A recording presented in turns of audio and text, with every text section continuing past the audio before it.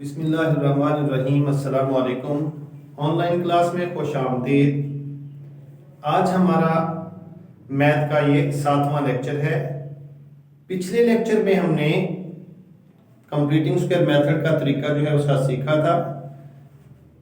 कोशिश करते हैं कि उसके कुछ क्वेश्चन जो हैं वो और हो जाएं ताकि प्रैक्टिस जो है वो मज़ीद बेहतर हो सके। तो आए इस लेक्चर को शुरू करते हैं। तो कंप्लीटिंग स्क्वायर मेथड में एक्सरसाइज 1.1 में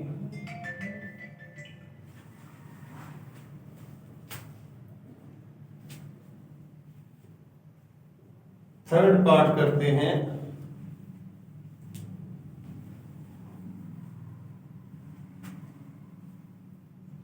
(11x² माइनस 34x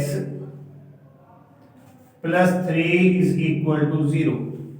अब हमने इसको सॉल्व करना है कंप्लीटिंग स्क्वायर के मेथड से। तो सबसे पहले फर्स्ट स्टेप में जैसे हम करते हैं कि एक्स स्क्वायर का जो भी कोएफिशिएंट होगा उससे पूरी इक्वेशन को डिवाइड करना है। तो डिवाइडिंग बाय 11 को 11 से डिवाइड करेंगे तो 1 आएगा। It means x square. 34 को डिवाइड करेंगे तो 34 बाय 11x। 3 को करेंगे तो 3 बाय 11 और 0 को करेंगे तो 0। नेक्स्ट स्टेप में हमने जो कांस्टेंट होता है उसको दूसरी साइड पे ले जाना है। तो प्लस 3 बाय 11 दूसरी साइड पे जाएगा तो माइनस 3 बाय 11 हो जाएगा। अब इस साइड राइट साइड पे लेफ्ट साइड पे हमने जो है उस स्क्वायर को कंप्लीट करना है। तो x square minus 34 bye 11x। अब यहां पे स्क्वायर डालना है और वही स्क्वायर हमने दूसरी साइड पे भी ऐड कर लेना है। तो जैसे तरीकाकार मैंने बताया था कि जो भी x का कोएफिशिएंट होगा हमने हमेशा इसको 1/2 से मल्टीप्लाई कर देना है। तो मल्टीप्लाई करके आंसर आ जाएगा 17/11। तो दोनों साइडों पे 17/11 का स्क्वायर हमने ऐड कर देना है। तो a² minus 2ab plus b² तो ये होता है a minus b whole square minus 3 by 11 plus अब 17/11 का स्क्वायर जो है इसको एक्सपेंड करें तो 17 का स्क्वायर होता है 289 और 11 का 121। तो नेक्स्ट में हमने अब इसको सॉर्ट आउट करना है। तो x minus 17/11 whole square is equal to, इस साइड को सिंप्लीफाई करेंगे तो 11 और 121 का एलसीएम जो है वो 121 आएगा। 11 से 121 को डिवाइड करेंगे तो 11 ही आंसर आएगा और 11 माइनस 3 से मल्टीप्लाई करेगा तो माइनस 33 प्लस 121 से 121 को डिवाइड करेंगे तो 1 आंसर आएगा और 1 289 से मल्टीप्लाई करेगा तो 289। Next step x minus 17/11 whole square is equal to minus 33 plus 289। इनको सिंप्लीफाई करें तो ये आ जाएगा 256/121। अब नेक्स्ट इसने और सिंप्लीफाई नहीं होना तो नेक्स्ट स्टेप में हम स्क्वायर रूट अप्लाई करते हैं। x माइनस 17/11 होल स्क्वायर इसका रूट और दूसरी साइड पे प्लस माइनस 256/121 और इसका रूट। इस साइड पे स्क्वायर और रूट कट जाएंगे तो x minus 17/11 is equal to plus minus अब 256 का रूट जो है वो 16 आ जाएगा और 121 का 11। तो चूंकि रूट कंप्लीट निकल आया है तो हम अब इसको एक दफा प्लस और एक दफा माइनस अलग-अलग करके लिखेंगे। x माइनस 17/11 इसको एक दफा प्लस 16/11 के इक्वल और x माइनस 17/11 को एक दफा माइनस 16/11 के इक्वल लिखेंगे। अब x की वैल्यू निकालने के लिए 17/11 को दूसरी साइड पे ले जाएंगे तो ये प्लस हो जाएगा। इसी तरह से -16/11 और 17/11 इस साइड पे आके प्लस हो जाएगा। अब इनको सिंप्लीफाई करने के लिए एलसीएम लेंगे, तो 11 और 11 का एलसीएम 11 ही आ जाएगा। 11 से डिवाइड करेंगे तो 1, और 1 ने 16 से मल्टीप्लाई किया तो 16, फिर 11 को 11 से डिवाइड करेंगे तो 1, और 1 ने 17 से मल्टीप्लाई किया तो 17, तो x आ गया 33/11, तो x की वैल्यू आ जाएगी 3। इसी तरह से इस साइड पे भी एलसीएम लेंगे तो 11, और जब डिनोमिनेटर्स और एलसीएम एक ही हो तो न्यूमरेटर्स वैसे भी लिखे जा सकते हैं, -16 + 17, तो x की वैल्यू आ जाएगी 1/11। तो यही सॉल्यूशन सेट आ जाएगा 3 और 1/11। अब इसका एक और क्वेश्चन जो है वो हम करते हैं, ताकि प्रैक्टिस जो है वो ज्यादा अच्छे से हो सके।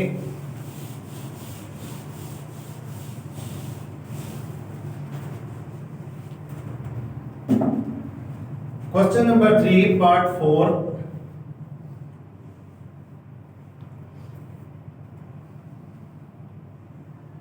LX² + MX + N = 0। अब ये सेम उसी तरह का क्वेश्चन है जिस तरह का हमने स्टैंडर्ड फॉर्म को सॉल्व करके किया था, तो ये भी सेम उसी तरह से ही जो है वो सॉल्व होगा। सबसे पहले हमने L से पूरी इक्वेशन को डिवाइड कर देना है, डिवाइडिंग बाय L। तो L से डिवाइड, LX² को L से डिवाइड करेंगे तो x², mx को डिवाइड करेंगे तो m/LX, और n को करेंगे तो l/L, और 0 0 ही रह जाएगा। फिर नेक्स्ट स्टेप में हमने कांस्टेंट को दूसरी साइड पे ले जाना है, तो वो हो जाएगा -n/L। अब इस साइड पे स्क्वायर कंप्लीट करने के लिए x² + m/LX, और जो भी स्क्वायर इधर ऐड करेंगे बैलेंस करने के लिए वही दूसरी साइड पे भी ऐड करना है। तो तरीकाकार ये है कि हमने m/L को मल्टीप्लाई करना है 1/2 से, तो आंसर आ जाएगा m/2L। तो m/2L का स्क्वायर दोनों साइडों पे हमने ऐड कर लेना है। तो a² + 2ab + b², तो ये आ गया a + b², और इस साइड पे m/2L का स्क्वायर, पहले इसको एक्सपेंड करते हैं, तो ये आ जाएगा m²/4l² -n/L, x + m/2L² = अब इस साइड को सिंप्लीफाई करेंगे तो एलसीएम ले लिया 4l², 4l² को डिवाइड किया तो आंसर आएगा 1, और 1 m² से मल्टीप्लाई करेगा तो m²।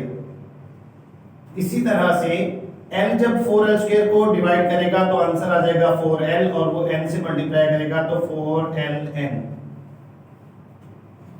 अब मजीद इससे सिंप्लीफाई नहीं होना तो हमने स्क्वायर रूट अप्लाई कर देनी है, तो x + m/2L² इसका रूट, और दूसरी साइड पे ± m² - 4ln/4l² और इसका रूट।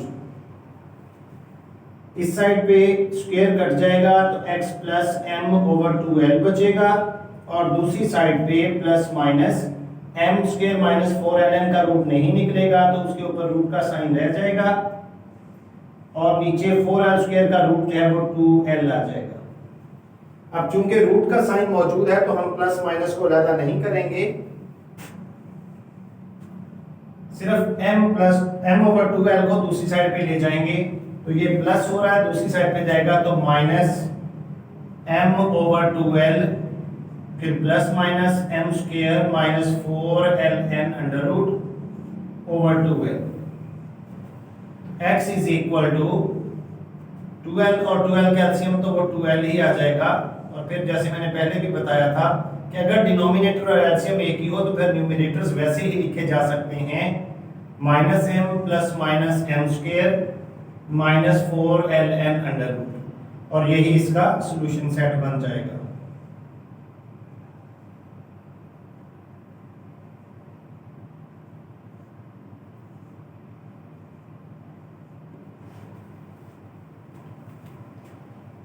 चलो जी, नेक्स्ट एक और क्वेश्चन कर लेते हैं फिर।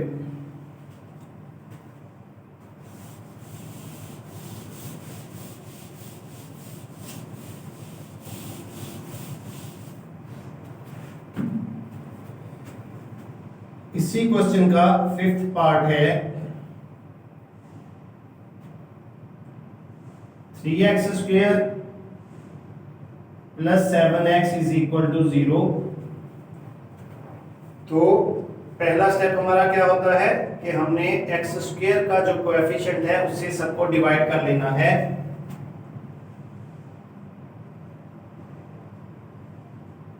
डिवाइडिंग बाय 3, तो 3 से 3 को डिवाइड किया तो एक्स स्क्वेयर, 7 को करेंगे तो 7/3 एक्स और 0 को करेंगे तो 0 रह जाएगा। अब चूंकि इसमें कांस्टेंट नहीं है तो बस हम डायरेक्ट अब इसमें स्क्वायर कंप्लीट करेंगे। तो x square plus 7/3 x plus जो स्क्वायर इधर ऐड करना है वही उस साइड पे 0 में भी ऐड कर देना है।